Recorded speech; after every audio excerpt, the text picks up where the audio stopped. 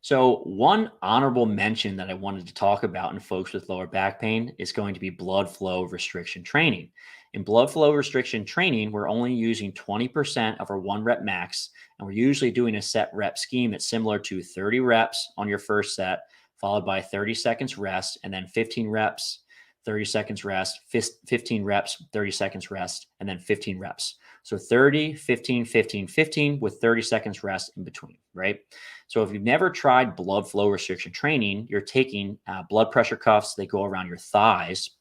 You pump the cuffs up in the lower extremity to around 80% occlusion, right? And what happens is that normally when you exercise, you have blood going to the area, and that blood causes cellular swelling, and you also get acidic byproducts that build up, right? And we believe those two things will actually increase muscle strength and hypertrophy over the course of time.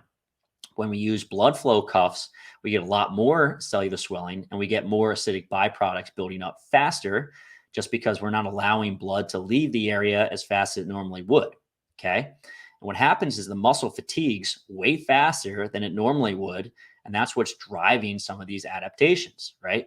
What's cool is you only need 20% of your max to do that. So if you have a super load intolerant spine, you can get away with some good, let's say, squat and or deadlift training, right? That's going to drive some adaptations without aggravating the spine, right? And this is actually something I use all the time in my athletes that have lower back pain, that can't squat with load.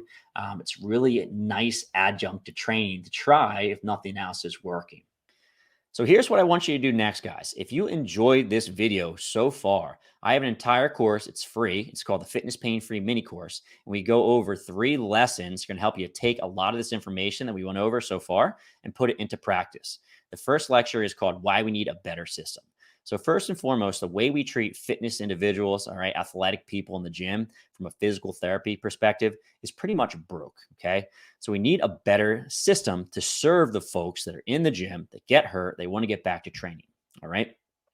Lecture number 2 is called 7 Reasons Why People Get Hurt in the Gym. And essentially, we have to know the reasons why people get hurt in the gym so we can keep them safe in the future, right? And when they get hurt, we have to know why and how to get them back to training in the gym. Okay. So a thorough understanding of this is very, very important.